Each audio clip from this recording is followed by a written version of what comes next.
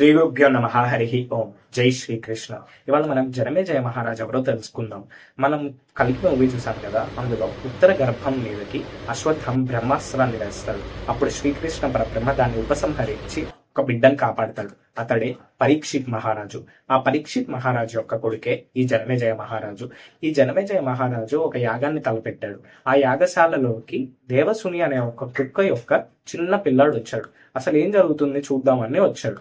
అప్పుడు జనమేజయ మహారాజు యొక్క ముగ్గురు తమ్ముళ్ళు దాన్ని వెంబడించి కొట్టారు. అప్పుడు అది ఏడ్చుకుంటూ వాళ్ళ అమ్మ దగ్గరికి వెళ్ళింది.